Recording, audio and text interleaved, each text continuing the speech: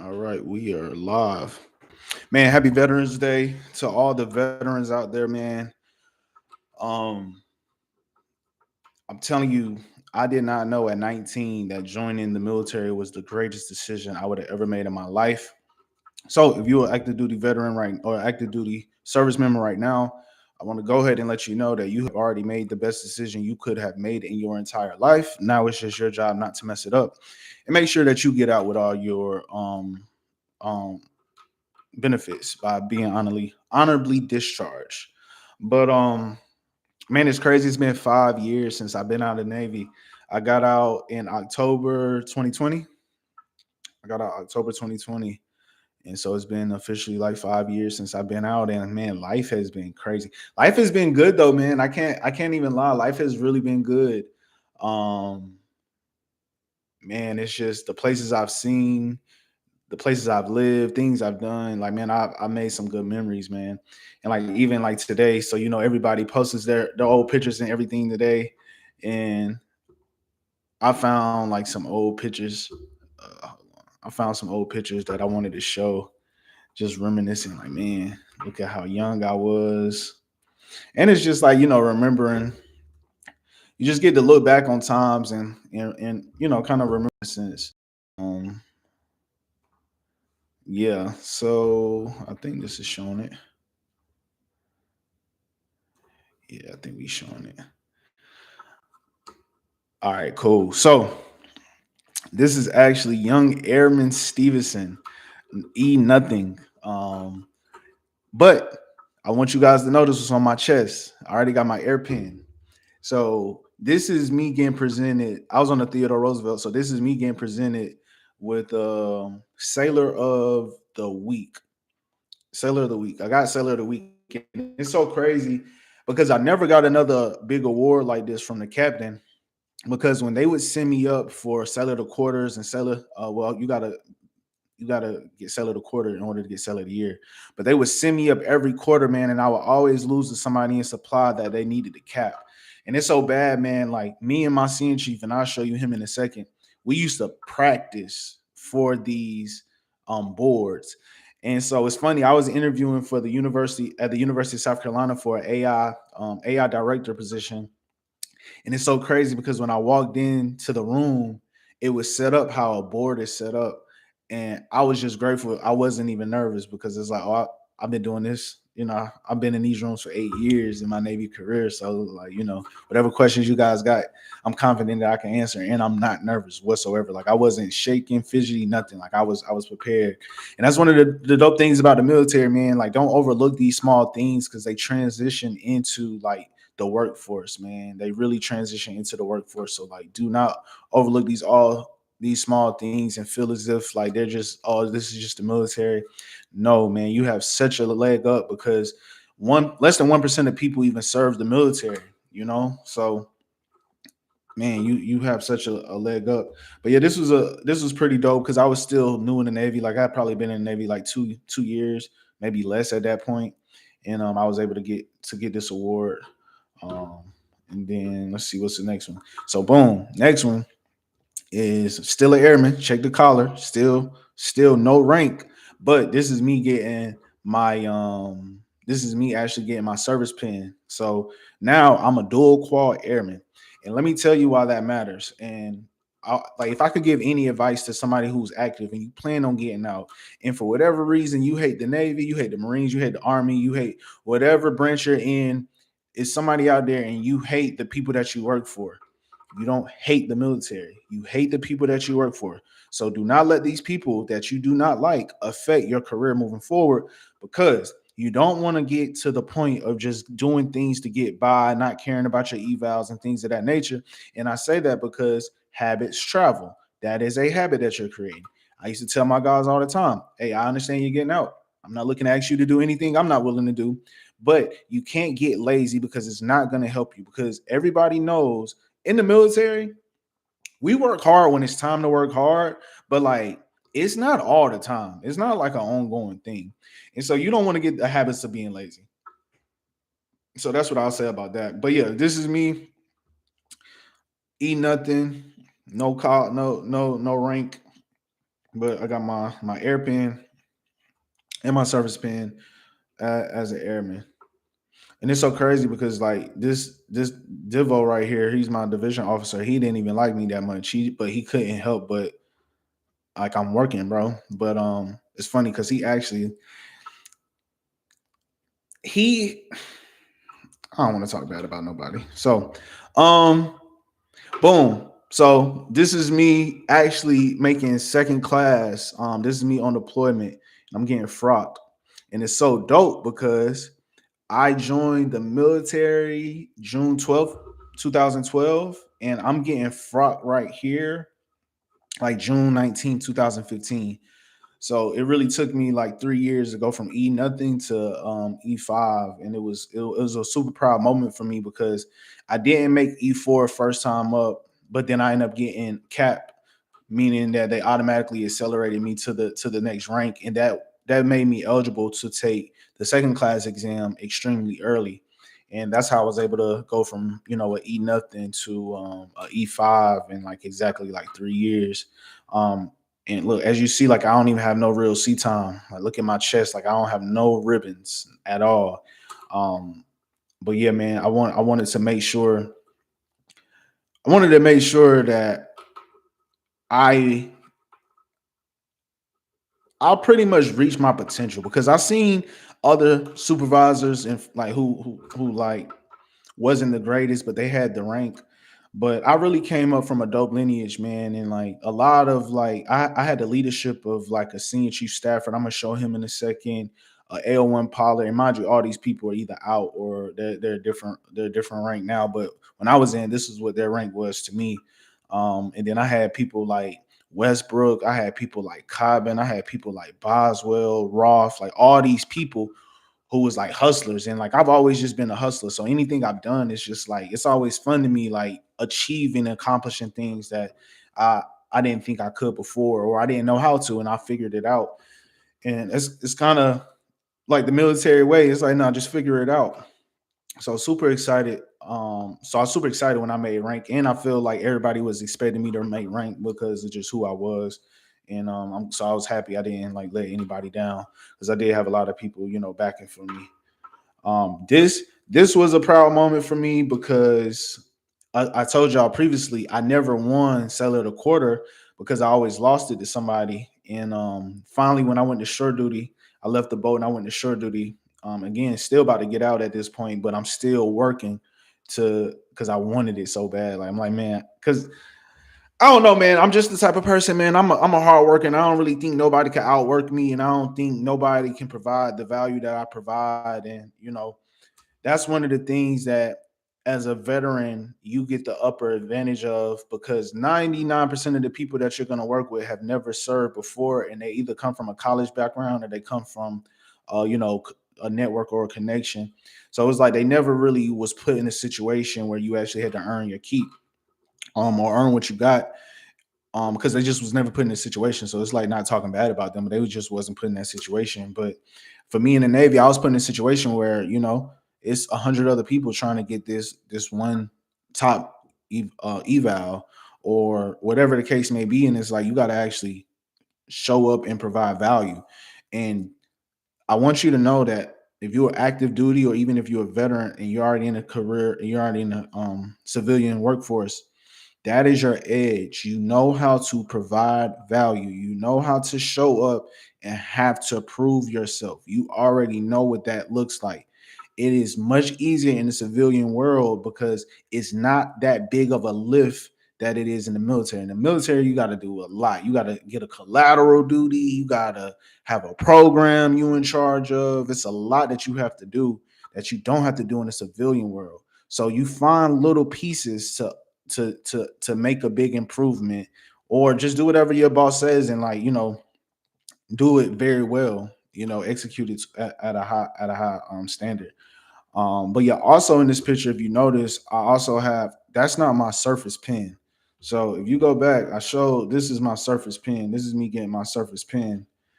This right here is not a Surface Pen. This is my information dominance warfare pen. So when I was on deployment, they finally allowed non-intel rates to like get the warfare qualification. So, and I almost didn't get it. And it's funny because I almost didn't get it because the person who the chief who did the training, he worked nights and he did the trainings at midnight.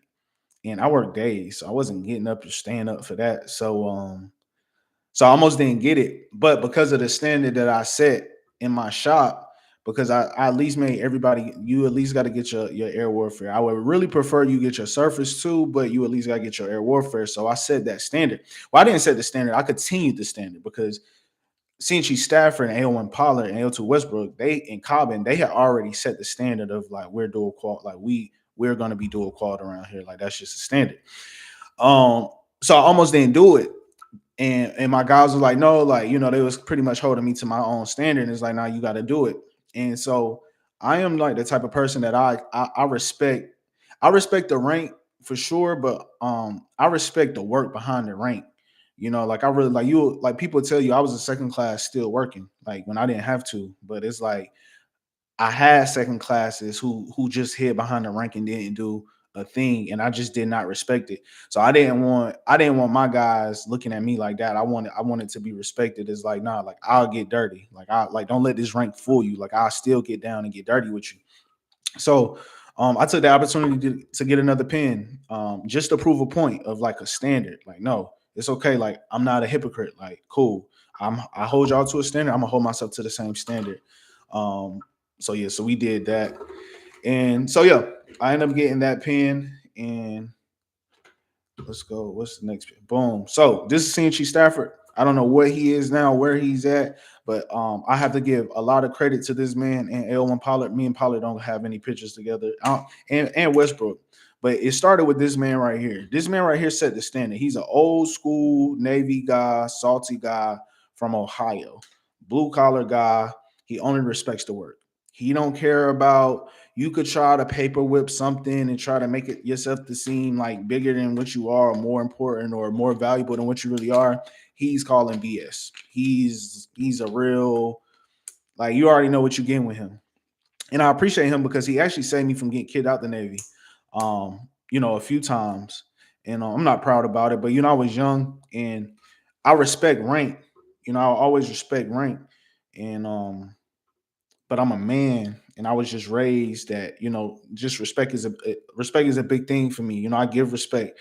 And when I was younger, I just used to always feel validated if I ever if I ever did something to somebody who disrespected me first. I always felt validated because I know I didn't disrespect them first, and I know I led with respect.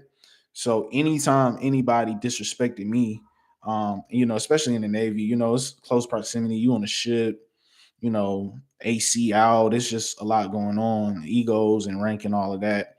Things can get tense, and I would sometimes let my anger get the best of me, and I'll put my hands on people, and I'm not proud of that.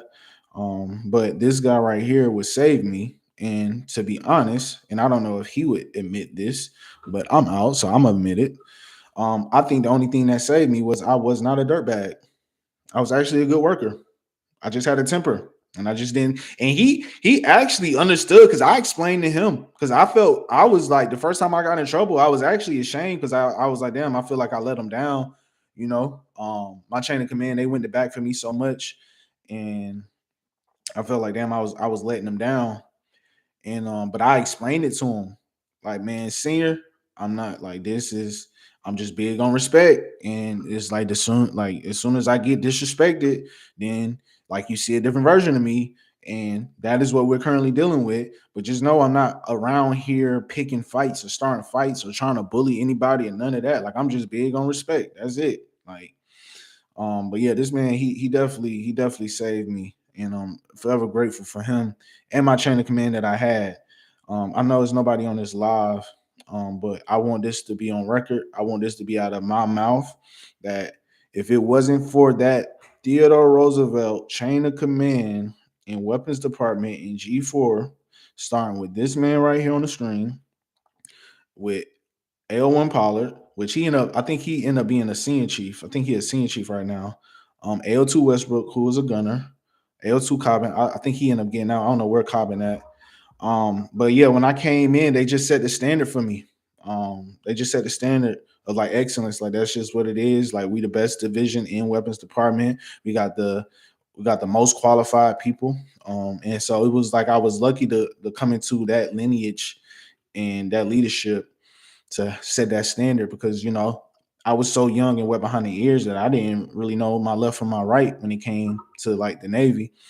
And these people guided me, and I wanted to make sure that when I made rank that I continue to carry on like that level of prestige and leadership because I seen everybody else and not every other division had that. So yeah, so this man right here, he definitely helped mold my Navy career even to who I am right now as a man because I was 19 when I went in. But this is me. It's funny because I'm re-listening in this picture, but I know I'm getting out. And I don't think I told anybody at this point that I'm getting out. But I re-enlisted with a plan though, because I just needed once I figured out, I thought I was gonna do 30 years in the Navy. No lie. Like I thought this was gonna be my life, man. Like I thought it was gonna be my life. If you go look, it's a podcast that I just posted called the At Ease podcast, man. Super good podcast to check out. Shout out to AP and Ty. They both Todd was a AO Master Chief, and AP was an AB Master Chief. And man, it was a good conversation. Definitely check it out. Definitely a lot more background on my military journey for sure, and my passion for the military, and really why I'm helping, like why I'm choosing. I'm choosing to create a company to help veterans, just for the simple fact out of pure greatness, like not greatness, out of pure gratitude, because my life has been great because of the Navy. Honestly, like I have a safety net that a lot of people don't have because of the Navy.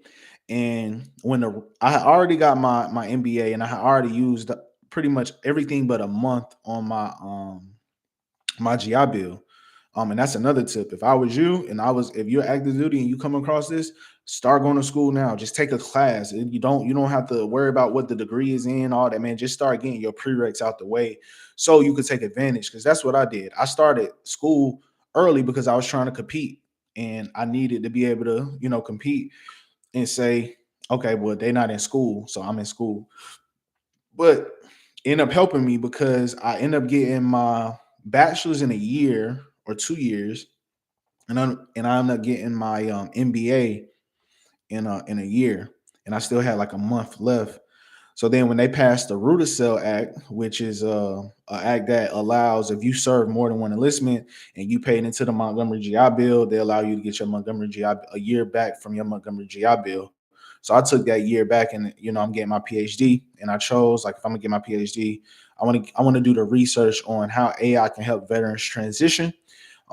Because during my research, I found that 65% of veterans are underemployed, and we're only underemployed because we're not taught how our military skills translate into the civilian world. And we just automatically assume that we have to go get a warehouse job or we got to go work in the shipyards. And that is just the furthest thing from the truth. You have a lot of leadership experience that a lot of people don't have, because you got to think 99% of the world has never served the military and aren't going to serve it. So you're less than 1%, and you were forced to understand leadership. You were forced to learn early. So don't be afraid to pivot careers in the civilian world, because you don't know what you don't know. You don't know what you don't know, and you figured it out. So you did it once, you could do it twice. You didn't do the job that you did in the Navy. You didn't do that in the civilian world before you got to the Navy. You learned that job. And the same thing pretty much applies in the civilian world once you transfer over. You can learn a new job, and your skills are transferable, even if it's not in the direct industry. It is like you have transferable skills, and like you need to be. I really want to help veterans understand that, because there's supposed to be like an $8.5 trillion talent shortage in 2030. And I don't mean to geek out on you guys, but I am getting my PhD, so I do a lot of reading and a lot of research. Um, and I personally think veterans could fill that gap. I think we're the mission ready and trained talent that is needed, because we can learn anything. We're fast learners, and we take pride in a lot of things that we do. But I wanted to get my PhD for the simple fact and I want to do my research on helping veterans for the simple fact that I'm just so grateful for the military, so grateful for the Navy, so grateful for the benefits that I get, so grateful for the skills I acquired and how that's been able to transfer into the civilian world, man. And I want to be able to spread that and get that out, and I just want to be able to give back to an organization that gave a lot to me. The military gave me a lot. Like I have a safety net that not a lot of people have, and I do not take that for granted. So it's only right that I give back. And so with the research I've been doing, it's kind of been eye opening because 65% of us are underemployed, meaning we're making way less than what we're supposed to be. That's a huge problem. That leads to quality of life that's important that could potentially affect your mental health. So that's a huge thing as well. And then also 200,000 veterans get out, active duty members get out every year. So 65% of them are underemployed. That's a huge problem. That is a very, very big number. And I just personally think I'm going on record as saying it. I just personally think if we can fix the veteran transition process and setup, that I think that the world would be a better place because we will have people in leadership who actually know what that means, who understands what leadership is, who actually helps people get better, who leads people, who leads by example, um, first in, last out. We have all those qualities, and we had a quality of like figuring it out and getting it done.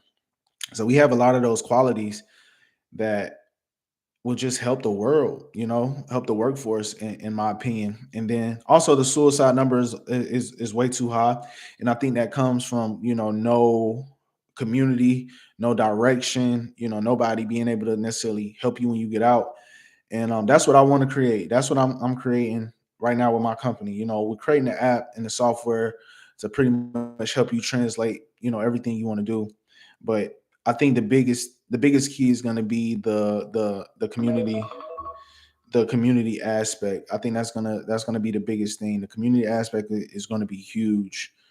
Um, because sometimes you just don't know what you don't know, and it's like you can't blame the military. Their job is to protect us from all enemies, foreign and domestics. Their job description isn't to help you find a job once you get out, and you can't blame anybody because the people who you think would help you, they never been out. They've been doing this for 20 years. This is all they know, so they don't know what the civilian world is like. So it's like I don't blame anybody. It's just this system has been around since 1991. It hasn't been updated since 1991 from my research. If somebody knows different, let me know. And I think it's just time that somebody just comes along and just cares enough about it to change it and upgrade it. And I just think that's me. And if there's other people out there, I would love to connect with them. I'm not trying to be the savior of this thing. Like I'm just trying to shed light. I started doing research, and I was just really disturbed by the research I was doing, knowing that so many of us have a high chance of suicide in the first year. And it's like, wait, what? So many of us are underemployed, and it's like, wait, what?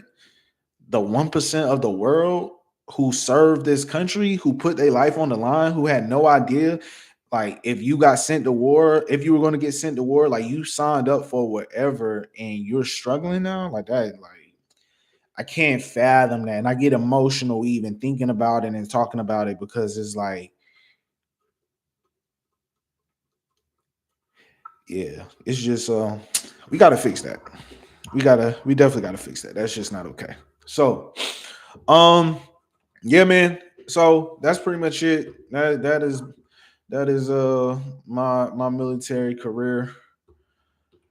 Super grateful for the Navy, world's greatest Navy. You're gonna join any branch, join the Navy, hit me up. I'll definitely give you some tips or what tricks, whatever the case may be. Um,